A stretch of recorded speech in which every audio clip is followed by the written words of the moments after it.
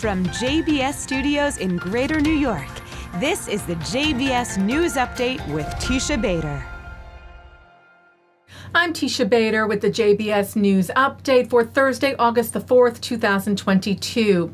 United Nations Human Rights Council Commission of Inquiry member Milun Kothari issued an apology today over remarks he made just over a week ago, widely condemned for their anti-Semitism, including, as we reported to you, his using the term Jewish lobby and suggesting it controls social media, and questioning Israel's status as a member of the UN.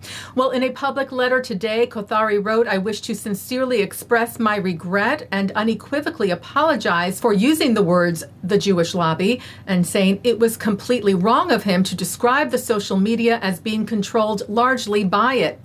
In regards to the Israel comments, Kothari wrote, "What I wanted to highlight was the non-compliance of Israel with UN decisions related to its obligations under international law," saying he did not intend to suggest Israel should be excluded from the UN, regretting his choice of words.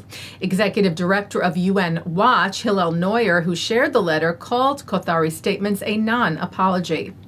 A number of Israeli communities near the Gaza border remain on high alert today and under some restrictions following the arrest Sunday night by Israel of the head of the Palestinian Islamic Jihad terror group in the West Bank. The terror group had threatened attacks against Israeli civilians after the arrests, and a number of roads have remained closed in the area with other security measures in place as well. Israel's Prime Minister Yair Lapid's office said that he held a conference call today with local authority heads in southern Israel and updated them on the latest security developments. Lapid saying he will not allow the current situation to continue for very long, also making it clear that Israel is prepared for any scenario and will take necessary action against any organization that threatens the security of Israeli citizens. Allegations of anti-Semitism at the Documenta art exhibition will now be investigated. German news site DW.com reported that 7 academics will look into incidents at the art fair taking place in Kassel, Germany. We had reported to you back in June about a large mural at the fair, which included a depiction of an Orthodox Jew with fangs and wearing the SS insignia. The mural was ultimately taken down. And last week, illustrations in a brochure on display over its depiction of IDF soldiers came under criticism. Kassel Mayor Christian Giselle was cited saying, "We expect that indications of possible anti-Semitic imagery and promotion of Israel-related anti-Semitism will be investigated, taking into account the constitutionally protected freedom of art." Public radio trailblazer Larry Josephson has died, known for his pioneering work on air and managing New York's WBAI radio. The New York Times called Josephson a champion of free-form radio. The New York Jewish Week saying he helped define the genre of free-form, politically progressive radio in the pre-digital age.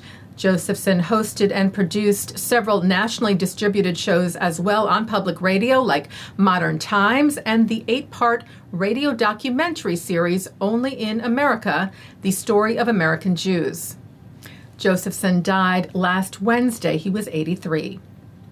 The American Zionist movement was approved this week for non-governmental organization special consultative status by a vote of the UN Economic and Social Council, a status that gives the AZM the ability to participate in UN events and debates, as well as to hold events within the UN framework. AZM President Deborah Isaacs said that now AZM has a platform from which to move the discussion of Zionism and support for Israel in the United Nations from a negative to a positive.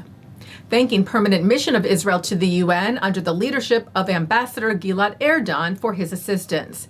Erdan called the approval an important achievement. He said Zionism was once considered racism in the UN. Today, we can say out loud, we are proud Zionists. Taking a look now at our programming for tonight on JBS for Thursday, August the 4th at 7 o'clock, it's Talmud Study.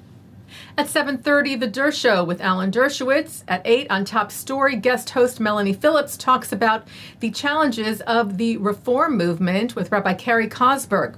Then at 9, Mark Golub speaks with president of the reform movement's rabbinical school, HUC-JIR, Hebrew Union College Jewish Institute of Religion, Andrew Rehfeld. At 10:30, an evening of sacred music. And coming up next, it's Good Week, Israel. And that's the JBS News Update for Thursday, August the 4th, 2022. I'm Teisha Bader. Stay healthy, stay well.